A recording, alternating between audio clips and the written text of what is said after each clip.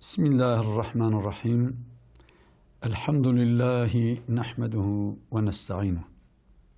Muhterem büyüklerim ve kıymetli kardeşler ve çok değerli Rehber TV izleyicilerim, yine bir İlmihal programıyla beraberiz. Zaman zaman söylediğimiz gibi biz burada fıkhın detaylarını anlatmıyoruz. Asgari derecede en az bizler için lazım olan ilmihal bilgilerini birbirimize paylaşmaya çalışıyoruz. Önceki konumuza namazın farzlarını anlattık, niyete kadar geldik ve niyeti tarif etmiştik.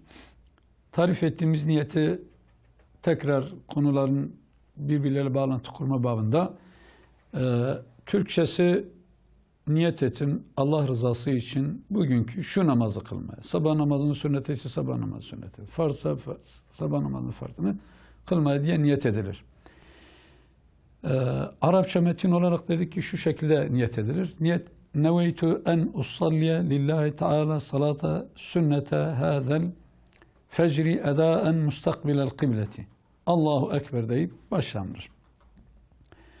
Eğer farz ise neveytu en usalliye lillahi teala salata ferde hazel fecri edaen mustakbilel kıbleti. Allahu Ekber diye başlanır.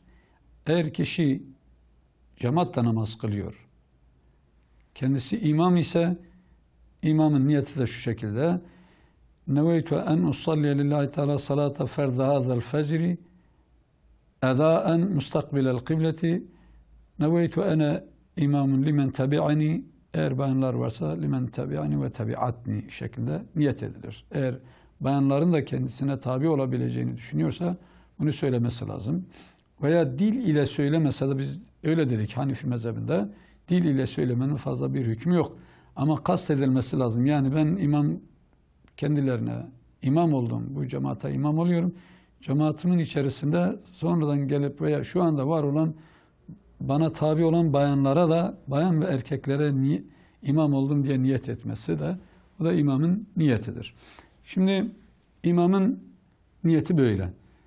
Eğer biz cemaat olarak imama tabi olmuşsak nasıl niyet edeceğiz? Neveytu en usalliye lillahi teala salate ferda hazel fecri muktediyen bihazel imam müstakbilel kıbleti. Allahu Ekber, imamın tekbirini bekliyoruz. İmam tekbir getirince, iftitah tekbirinin başlangıç tekbirini getirince biz de getiriyoruz.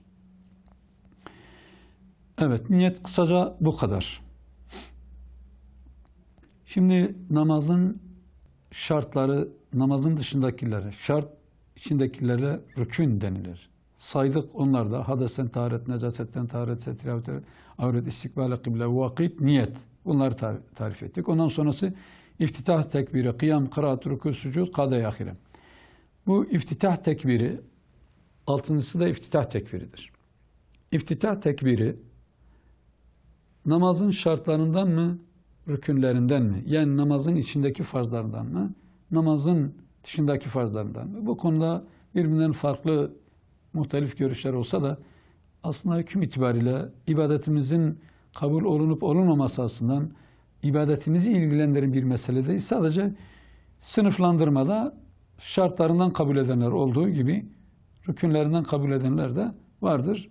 Fakat artık o rükün getirildikten sonra namaza giriş yaptığımız için namazın içindeki şartlardan kabul edenlerin görüşü biraz daha kuvvetli ve bu şekilde olursa hadesten taharet 1, necasetten taharet 2, setri avret 3, istikbal-i kıble 4, vakit 5, niyet 6. Namazın 6 tanesi şartları, yani dışındaki farzları, 6 tanesi de namazın içindeki farzları, yani rükünler olmak üzere böyle bir sınıflandırmada da 6 tanesi dışarıda, 6 tanesi de içeride olmuş oluyor. Eğer iftitah tekbirini şartlardan kabul edilen görüşe göre düşünülürse 7 namazın farzlarından 7 tanesi namazın dışında, 5 tanesi de namazın içindeki farzlardan kabul edilir. İftitah tekbiri, buna niye iftitah tekbiri deniliyor? Bazı yerlerde tahrim tekbiri deniliyor. Tahrim tekbiri denilmesi veya iftitah tekbiri denilmesinin manası nedir? Niçin böyle bir isim konulmuş. İftitah tekbiri namaza başlangıç yaptığı için artık namaza giriş, namazın girişi onunla olduğu için ona iftitah tekbiri deniliyor. Peki tahrim tekbiri niye denilmiş buna?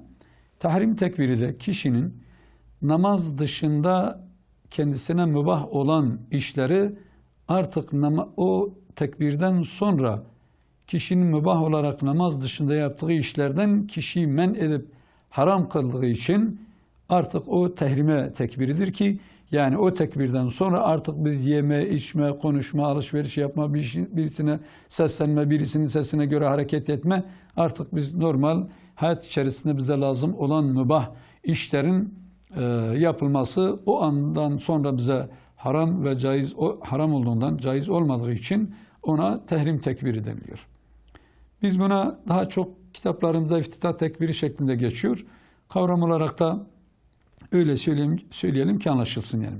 İftitah tekbiri de o da namazın farzlarındandır. Yedincisi kıyam etme. Yani ayakta durmak. Namazın farzlarından birisi de ayakta durmak.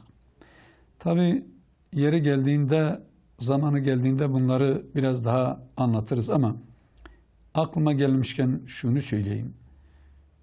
Günümüz dünyasında maneviyatımızın hakikaten çok zayıflayıp tabiri caizse dibe vurduğu, kişinin maddiyatına meylettiğini, seküler bir düşüncenin bütün toplumların başına bir maraz gibi kapladığı, yani dünyevileşmeye doğru dünyanın gittiği bir günde kişinin konfor, lüküs, rahatlık, zevk, sefa, şehvet duygularının çok galene geldiği, insanların bu saydığımız kavramlar ve bu kavramların gerektirdiği haller etrafında dönüp dolaşıp bir hayat sürdürmeye çalışıldığı bir günü yaşadığımız için maalesef namazda da kimi yerlerde rahatlığa biraz daha meyal ederek, biraz kilolu olan, ufaktan da vücudunda en ufak bir rahatsızlık olan bir bakıyorsun bu kıyam hususunda eksik davrandığını görüyoruz. Hele memleketimizin birçok yerlerinde camilerde onlarca kürsüleri indirerek kürsüler üzerinde namaz kılan kardeşlerimizin dikkat etmesi gereken çok önemli bir hususa dikkatlerini çekmek istiyorum. O da şu: eğer kişi secdeye varabildiği halde secdeye gitmeyip ima ile namaz kılsa, kıyama kalkabildiği halde biraz da işte hafiften de kolum ağrıyor, yok biraz sırtım ağrıyor, biraz dizim ağrıyor gibisinden kalkıp kıyama kalkmamayı böyle çok bir basite işte ufaktan da olsa yaşamışım, dizlerimde kireçlenme var, yok ayaklarım baldırlarında şöyle bir rahatsızlık var, belimde rahatsızlık var, boynumda rahatsızlık var, kolumda rahatsızlık var gibisinden vesaire yerlerden kalkıp böyle gerçekten kişinin ruku, sücud ve kıyamı yapabileceği bir ortam olduğu halde bunları eksik yaparsa namazın şartlarından birisini yapabildiği halde terk etmiş olur ki bu namaz sahih olmaz. Dikkat etmeye çalışalım. Kıyam kısacası ayakta durmak, bu da namazın farzlarındandır. Diğeri kıraat. Kıraat da farzdır. Aziz ve muhterem izleyicilerim, memleketimizde kıraatla ilgili gerçekten ciddi manada bazı sorunlar, kıraat sorunlarını yaşadığımızı biliyoruz. Birileri bizi bir gün sabahleyin kalktık ki elimizden elifbamız alınmış, kitaplarımız yasaklanmış, Allah'ın kelamı olan Kur'an-ı Kerim bile yasaklanmış ve bizi Batı'nın Latin harfleriyle bir harf inkılabı, bir harf devrimi yaptıklarını düşünelim. O günden bugünedir toplumumuzda mahreçlerde ciddi manada kıraatta ciddi manada sorunlarımız çıkmış. Bugün dünya çapında kıraat, ehli Kur'an'ın okumuş olduğu Kur'an-ı Kerimlerde velev ki ülke çapında derece yapmış bazı kardeşlerimizi dahi sadece kendilerini görmeden, ismi bize söylenmeden bir Eûzü Besmele çekmekle bu Kur'an'ı okuyan şahsın Türk toplumunda, Türkiye'li olduğu hususunda sadece kulaklarımızla duyar duymaz telaffuzlarda, kıraatlarda ciddi manada bir kayıp içerisinde olduğumuzu görüyoruz. Tabii bunu genel olarak söylemiyoruz. Ekseriyet böyledir. Tamamı böyle demiyoruz. Ekseriyeti böyledir. Bu da neden kaynaklanıyor kardeşlerim? Bu biz Türkçe elifbayı okuduktan sonra Türkçe elifba üzerinden bize ders veren hocalarımız işte şunu şu şekilde oku, şu harfe benziyor, şu ses şuna yakın, şu harf tıpkı şunun gibidir. Türkçe elifba ile bize tanımlamada bulundukları için halbuki Arapçadaki hiçbir harfin tam karşılığı, Türkçenin hiçbir harfi tam tamına karşılığını veremez. Benzer olabilir, yakın olabilir ama aynısı olmaz. Her dilin, harflerin ve kelimelerin kendine has çıkış yerleri olduğu gibi Arapçanın da öyle.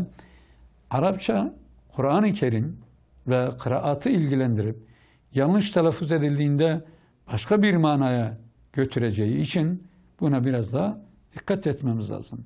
Demek ki kıraat da namazın farzlarından, şartlarındandır. Yani namazın rükünlerindendir. Bu da farzdır, şarttır, olmasa olmaz. Kıraat hususunda alimler, Hanefi uleması en asgarisi Er-Rahman allemel Kur'an halakal insan. En az bu kadar olması lazım. En az bu 3 ayet kadar olması lazım. Bunu da ulema bunun üzerinde durduklarından 29 harf yapıyor. Yani bir namazın sahih olabilmesi için okuyacağımız ya uzun bir ayet ya da kısa 3 ayet olması lazım. Kısa 3 ayetten en asgarisi de Er-Rahman suresinin bu 3 ayetini esas almışlar. Er-Rahman allemel Kur'an halakal insan. Bunların harflerini saydığımızda 29 harf yapıyor. Demek ki 29 harften daha aşağı olan 3 ayet de olsa kıraat caiz olmaz. Bir namazın kıraatının sahih olabilmesi için, caiz olabilmesi için mutlaka onun en az 29 harften müteşekkil bir 3 ayet olması lazım veya uzun bir ayet olması lazım. Dolayısıyla da kıraat da namazın farzlarından, şartlarındandır. Bu şekilde kısaca tarif ederken vaktimizin sonuna geldiğimiz için başka bir İlmihal programda görüşmek üzere. Allah'a emanet olunuz aziz ve muhterem Rehber TV izleyicilerim.